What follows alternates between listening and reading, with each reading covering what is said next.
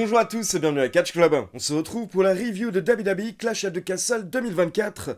On était à Glasgow en Écosse hier soir et je peux déjà vous dire qu'il y a des milliers de personnes qui sont déçues à cause de ce qui s'est passé lors du main event entre McIntyre et Damien Priest, mais également à cause de l'opener entre AJ Styles et Cody Rhodes. Donc on va passer aux résultats dans un instant, mais d'abord je rappelle que dorénavant, je suis partenaire de la boutique officielle WWE, donc si jamais vous avez des achats à faire sur la boutique WWE Euroshop, vous pouvez passer par mon lien affilié que vous retrouverez dans la description. Et vous pouvez également utiliser mon code promo CatchClub15 pour avoir 15% de réduction sur quasiment toute la boutique. Et d'ailleurs, je viens d'effectuer ma commande du mois de juin et je me suis pris le t-shirt de la DX, une Funko Pop Shawn Michaels DX, une méga Funko Pop Triple H et une boîte de cartes WWE Prism qu'on ouvrira prochainement ensemble. Et donc c'est parti, on passe au résultat et le show démarre directement avec le I Quit match entre Cody Rhodes et AJ Styles. Et directement, dès les entrées des superstars, on peut voir qu'il y a une grosse ambiance en Écosse. On l'avait vu également lors du kick-off. Là, vous aviez tous les fans qui étaient en train de chanter le thème de Cody, donc c'était vraiment très beau. Mais je tiens tout de même à le préciser, c'était pas aussi fou qu'à Lyon pour ceux qui se posent la question. Vraiment, en toute objectivité, le public de France pour le moment est toujours le meilleur public du monde. Et donc je rappelle les règles d'un I Quit match, il n'y a pas de tombée, pas de soumission, pas de disqualification. Et pour remporter le match, il faut que votre adversaire prononce les mots I Quit, donc que votre adversaire abandonne. Ce qui fait qu'en gros, il faut défoncer son adversaire, il faut s'acharner sur lui pour qu'il abandonne. Donc hier soir, les deux catcheurs n'ont pas hésité à utiliser des armes, vu qu'il n'y avait pas de disqualification. Et rapidement, vous avez Cody Rhodes qui a sorti une table de sous le ring. Derrière, vous avez également AJ Styles qui a utilisé une chaise, un kendo stick. Puis un peu plus tard, AJ Styles allait chercher des menottes. Il a menotté Cody Rhodes. Et il voulait également utiliser une chaîne pour frapper Cody. Donc là, on a eu un spot où AJ Styles se prépare, il met la chaîne autour de son bras pour porter un phénoménal forearm à Cody Rhodes. Mais quand AJ Styles saute sur les cordes, Cody lui jette une chaise au visage. Et derrière, ça fait tomber AJ Styles à travers la table qui était à l'extérieur du ring. On peut également signaler que les deux catcheurs ont saigné hier soir pendant le match. Et apparemment, c'était un blading pour les deux, donc c'est assez intéressant, vu que c'est une technique qui est très peu utilisée dorénavant à la WWE. Et il ne faut pas non plus oublier la troisième participante de ce match, Mama Rhodes, la maman de Cody Rhodes, qui était au premier rang pendant le match. Ce qui fait qu'à un moment, AJ Styles a un petit peu allé l'embrouiller, puis plus tard, AJ Styles est à nouveau venu gueuler sur Mama Rhodes, mais là, Mama Rhodes ne s'est pas laissé faire, et elle a giflé AJ Styles 3 fois. Ce qui fait que là, AJ Styles est retourné dans le ring, il a chopé une chaise, puis il est sorti, il allait frapper Mama Rhodes, puis il a réfléchi un instant et au final, il s'est calmé, il s'est dit que c'était peut-être pas très bien de frapper une maman avec une chaise à la télévision. Donc au final, derrière, il est retourné dans le ring. Et un peu plus tard, Cody a réussi à se sortir des menottes, et du coup, vers la fin du match, vous avez Cody Rhodes qui, lui, menotte AJ Styles aux cordes. Donc là, AJ Styles se retrouve bloqué. Et vous avez Cody qui sort à l'extérieur du ring et qui va choper un bout des escaliers en métal. Et donc là, il remonte sur le ring, il prend les escaliers en métal et il fonce vers AJ Styles qui était menotté et donc bloqué dans le coin du ring. Donc AJ Styles ne pouvait rien faire, il ne pouvait pas s'enfuir. Et là, il voit Cody Rhodes qui fonce sur lui pour lui exploser le cerveau. Donc au final, AJ Styles n'avait pas le choix et c'est à ce moment-là qu'il a prononcé les mots I Quit. AJ Styles a abandonné, donc victoire de Cody Rhodes qui conserve le titre Undisputed. Mais attention, ce n'est pas terminé car Cody Rhodes remonte la rampe, il est en train de célébrer, mais là d'un coup derrière lui il y a Solo Sikoa qui débarque. Donc on a un face-à-face entre Cody Rhodes et Solo Sikoa et pendant ce temps, vous avez Tama Tonga et Tanga Loa qui attaquent Cody par derrière. Donc la Bloodline qui est en mode 3 contre 1, mais là heureusement pour lui, Cody Rhodes est sauvé par l'arrivée de Randy Orton et Kevin Owens. Randy Orton et Kevin Owens qui viennent attaquer la Bloodline qui au final prend la fuite. Et pour info, Randy Orton avait effectué son retour la veille lors de SmackDown justement pour sauver Kevin Owens. Maintenant par rapport au résultat du match, comme je vous l'ai dit, il y avait beaucoup de personnes qui étaient déçues hier soir car ils ont trouvé en fait que la fin n'était pas assez impressionnante. Habituellement, dans les I Quit match, pour abandonner, faut une grosse fin, faut quelque chose de dangereux. Et beaucoup de personnes ont trouvé que c'était pas tellement dangereux quand Cody Rhodes est venu avec les escaliers pour aller sur AJ Styles et que AJ Styles avait déjà vu bien pire dans sa carrière. Alors honnêtement, Je suis assez d'accord avec cette partie des fans qui pensent ça en ligne, mais d'un autre côté, je trouve tout de même que c'était une fin correcte. Je veux dire, quelqu'un qui se dirige vers toi avec des escaliers en métal, ça fait tout de même peur, donc c'était assez logique, on va dire, que AJ Styles abandonne, sachant qu'il ne pouvait rien faire, il était menotté. Mais comme je l'ai dit, je comprends les gens qui auraient voulu voir un truc un peu plus fou. Et au passage, ce matin, on a eu une breaking news par rapport à AJ Styles, car ce matin, AJ Styles a annoncé qu'il va aller au Japon le 13 juillet prochain, dans la fédération japonaise, la Noah, afin d'affronter une légende de la fédération, Naomichi Marufuji. On continue avec les titres par équipe féminin avec les championnes Jade Cargill et Bianca Belair qui défendaient les titres face à Shayna Baszler et Zoey Stark et Alba Fire et Ayla Dawn qui sont toutes les deux écossaises, je le rappelle. Alors là, on a eu un bon petit match d'environ 12 minutes, j'ai pas grand chose à dire par rapport au match, je vais rapidement revenir sur Jade Cargill. À un moment, Jade Cargill a tenté un springboard pour rentrer dans le ring, et là, elle a glissé, elle est tombée. Alors ça, perso, je m'en fiche totalement. Pour moi, c'est pas grave du tout, car je l'ai déjà expliqué. Ça arrive de glisser sur les cordes, ça arrive de tomber parfois quand on est sur les cordes. C'est très compliqué, ce sont des manœuvres très compliquées pour les superstars, et 9 fois sur 10, ils le réussissent. Mais voilà, 1 fois sur 10, parfois, ils vont glisser, ça arrive. Donc ça, j'en veux pas du tout à Jade Cargill. Par contre, il faut tout de même noter que plusieurs fois pendant le match, si vous regardez bien, on pouvait voir que Jade Cargill est un petit peu perdu dans le match, et ça par contre c'est vraiment quelque chose qu'il faut travailler, car ça fait plusieurs mois que ça se répète, et c'est justement pour cette raison que la WWE l'a d'abord placée dans la division par équipe, parce que comme ça quand elle est perdue, au moins elle a sa coéquipière, elle a 2 adversaires, et elle a l'arbitre qui peuvent l'aider à se rappeler, on va dire, du reste du match. Mais par contre quand elle sera de retour dans la division solo, ce sera encore plus compliqué, donc j'espère qu'elle va s'améliorer d'ici là, et je le pense clairement, car c'est une question de travail, et à mon avis la WWE va tout faire pour la coacher correctement. Et donc justement, à la fin du match, on a Bianca Belair et Jade Cargill qui sont en train de dominer et qui portent leur combo DDT suplex sur Shayna Baszler, donc potentiellement pour remporter le match. Mais là, vous avez Alba Fire et Ayla Dawn qui interviennent, Ayla Dawn qui suplex Jade Cargill, et pendant ce temps, Alba Fire qui retient Bianca Belair, et du coup, Ayla Dawn en profite, elle effectue le tombé sur Shayna Baszler qui était KO pour la victoire. Donc nouvelle championne, Alba Fire et Ayla Dawn, pour le plus grand plaisir du public hier soir qui était ravi de voir 2 catcheuses écossaises devenir championnes. Et pour ceux qui avaient vu ma vidéo pronostic, je l'avais annoncé, car pour moi c'était clair que vu la manière dont Alba Fire et Ayla Dawn s'étaient faites exploser par Shayna Baszler et Zoey Stark lundi dernier lors de Raw, eh bien en fait c'était la WWE qui voulait nous faire croire qu'elle n'avait aucune chance ce week-end pour au final nous surprendre. Et donc c'est ce qui s'est passé, on a eu la belle surprise, les 2 catcheuses écossaises qui ont gagné chez elles. Mais par contre, comme je l'avais expliqué dans la vidéo pronostic, maintenant la WWE a tout un travail à faire pour correctement nous présenter les championnes et les hyper correctement. Car Triple H a précisé lors de la conférence de presse qu'ils ne les ont pas fait gagner juste parce qu'elles sont écossaises, et ce n'est pas non plus parce qu'il y a eu un drame dans la famille d'une des 2 catcheuses, car apparemment récemment l'une des 2 catcheuses a perdu un membre de sa famille, mais Triple H a expliqué qu'il ne leur a pas donné le titre pour ces raisons, mais il leur a simplement donné le titre parce qu'elles sont excellentes et elles le méritent. Alors si Triple H nous le dit, je veux bien le croire, mais le problème c'est que depuis qu'elles sont passées dans le roster principal, elles ne l'ont pas montré en tout cas, ou plutôt elles n'ont pas eu l'occasion de montrer ce qu'elles valaient.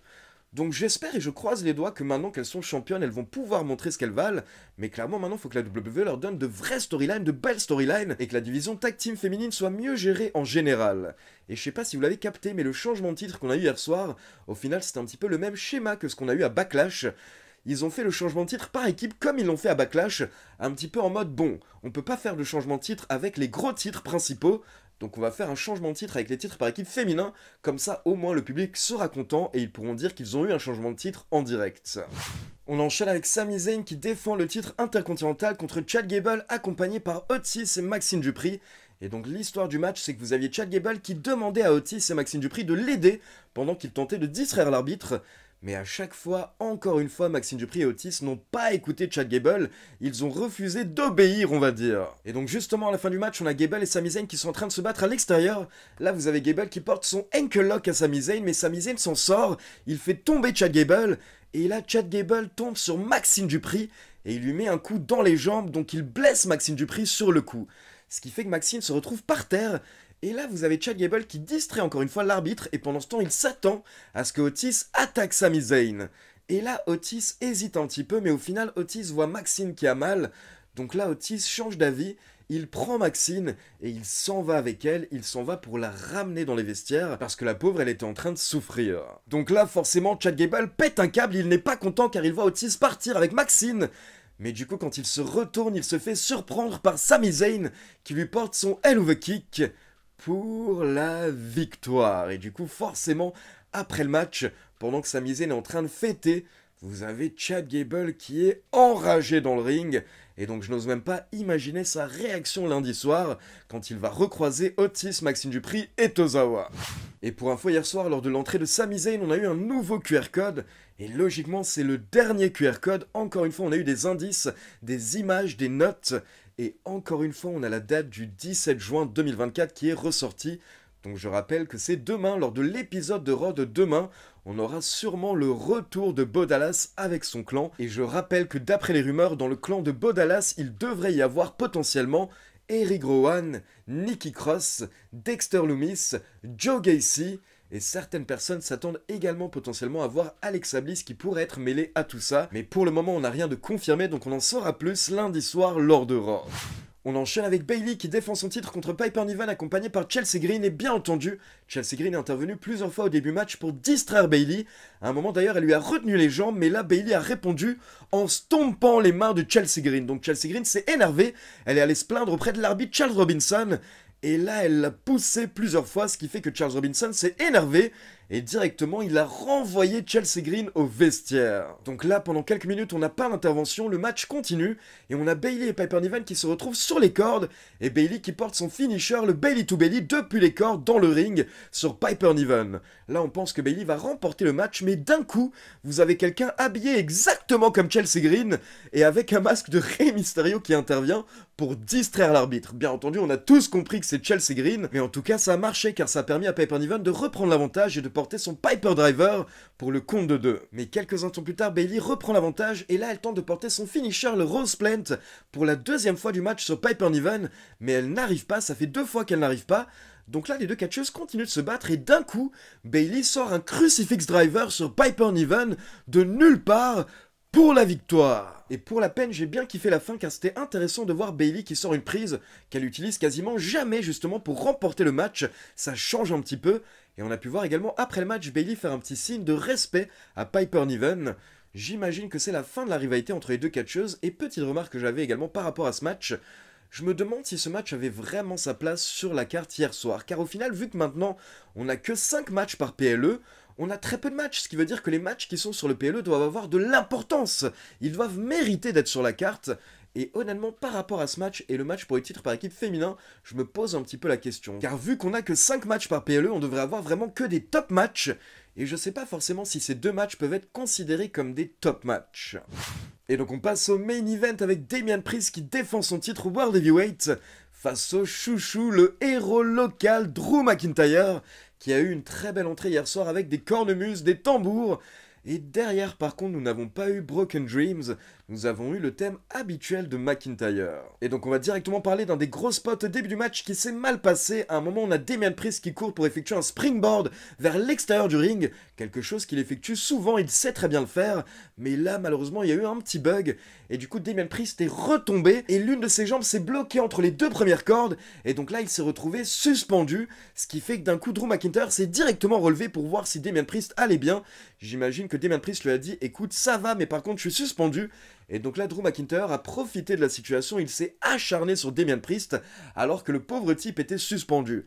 Et pour info, pendant le reste du match, on a clairement pu voir que Damian Priest se tenait la jambe droite, et qu'il boitait, donc clairement, il s'est fait mal sur ce spot. Et pour info, Damian Priest est apparu lors de la conférence de presse après le show, et il a déclaré qu'il doit aller voir le médecin pour se faire examiner, il n'a pas encore eu le temps de le faire, mais clairement, il a mal, mais il a tout de même remporté le match, donc il pense que ça va aller.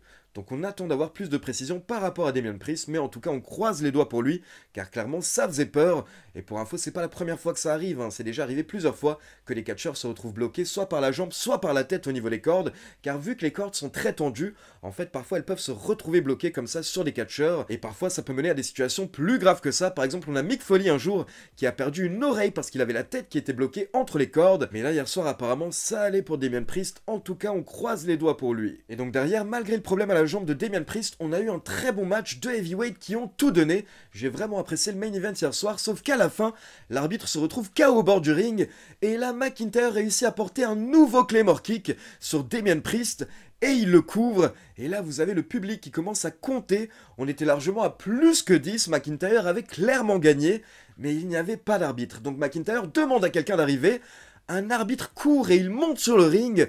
Donc là la caméra nous montre l'arbitre de dos, l'arbitre commence à effectuer le compte, mais il s'arrête au compte de 2, et d'un coup la caméra se tourne, et on peut voir qu'en fait ce n'était pas un arbitre, mais c'est CM Punk. On savait tous que CM Punk allait intervenir hier soir, et voilà, il a débarqué à ce moment-là pour faire croire à McIntyre qu'il allait gagner, mais au final non, CM Punk a arrêté son compte, il n'est pas un arbitre. Et donc derrière, forcément, vous avez McIntyre qui s'énerve, il chope CM Punk, mais là CM Punk porte un low blow à McIntyre, un coup dans les balls, et derrière vous avez Damian Priest qui enchaîne avec son chokeslam sur McIntyre pour la victoire. Donc fin du show, Damian Priest s'en va avec son titre, CM Punk est en train de célébrer avec certains fans, et Drew McIntyre est enragé dans le ring. D'ailleurs, pour info, une fois que les caméras ont arrêté de tourner après le show, Drew McIntyre a pété un câble, il allait voir l'arbitre, il allait voir Corey Graves, et également Wade Barrett qui était totalement du côté de McIntyre.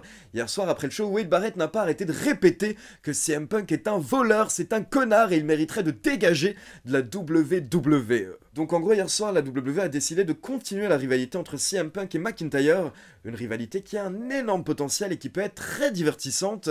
Donc honnêtement, d'un côté, je comprends le choix de la WWE, parce que comme ça leur permet, comme je vous l'ai dit, de continuer de la rivalité, d'avoir un McIntyre qui sera vraiment enragé et qui voudra limite tuer dorénavant CM Punk. Et à côté de ça, on a un CM Punk qui pourra se vanter d'avoir encore une fois gâché les rêves de McIntyre. Donc à ce niveau-là, je comprends, c'est totalement bien joué de la part de la WWE qui veut nous raconter cette histoire. Mais honnêtement, est-ce qu'il n'était pas plutôt temps de nous raconter une autre histoire? Est-ce que hier soir, c'était pas le moment de faire gagner McIntyre chez lui? Honnêtement, je me pose la question. Et je sais que si là, j'avais 15 ans de moins, j'aurais pété un câble. J'aurais vraiment détesté le choix d'hier soir. Avec le temps, je me suis un petit peu assagi.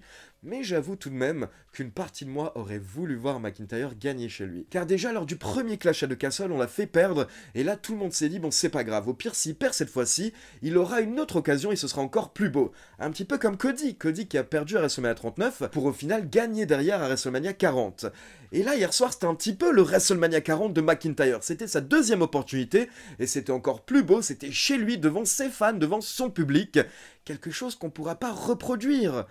Donc malgré le fait que je comprends la WWE et son envie de continuer l'histoire entre McIntyre et CM Punk, je pense tout de même que hier soir, ça aurait été bien de donner le titre à McIntyre. Ça nous aurait donné un moment inoubliable. Et à la limite, on aurait pu faire des scénarios où McIntyre aurait rapidement perdu le titre pour tout de même continuer la rivalité entre McIntyre et Punk. Par exemple, tout bête, McIntyre remporte le titre hier soir lors de Clash at the Castle. Et dès lundi, on a Judgment Day qui prend le show en otage, Damian Priest qui exige un rematch. Donc là, Adam Pearce n'a pas le choix, il donne son rematch à Damian Priest lundi lors de Raw. Et lors de Raw, vous avez CM Punk qui intervient pour directement faire perdre McIntyre, ce qui fait qu'au final, il aurait été champion pendant 2 jours, donc CM Punk aurait pu se foutre de sa gueule, et ça aurait également enragé McIntyre. Donc selon moi, il y aurait eu d'autres moyens en fait de raconter cette histoire, tout en permettant à McIntyre de gagner chez lui. Là, honnêtement, je trouve que c'est dommage. Alors bien entendu, il aura d'autres occasions dans le futur de remporter le titre World Heavyweight ou Undisputed, mais il n'aura jamais d'occasion aussi belle comme celle qu'il avait hier soir à Clash at the Castle. Donc comme je vous l'ai dit, je me répète, je comprends le choix de la WWE, mais je pense que j'aurais tout de même préféré un autre choix. Je pense que j'aurais préféré voir McIntyre remporter le titre chez lui. Donc voilà, c'est tout pour la review de WWE Clash at the Castle. Maintenant, comme d'habitude, c'est à vous. N'hésitez pas à me donner vos avis dans les commentaires, notamment par rapport à la fin du match entre Cody et AJ Styles, et également par rapport à Drew McIntyre. Qu'est-ce que vous en avez pensé de cette défaite de McIntyre hier soir et de cette intervention de CM Punk? Et je le rappelle, pour tous ceux qui veulent effectuer une commande sur la boutique officielle WWE Euroshop, je vous laisse mon lien affilié et mon code promo dans la description. Et comme d'habitude, n'oubliez pas de liker la vidéo, de vous abonner à la chaîne et de cliquer sur la petite cloche pour être informé de la sortie des prochaines vidéos. Ciao tout le monde!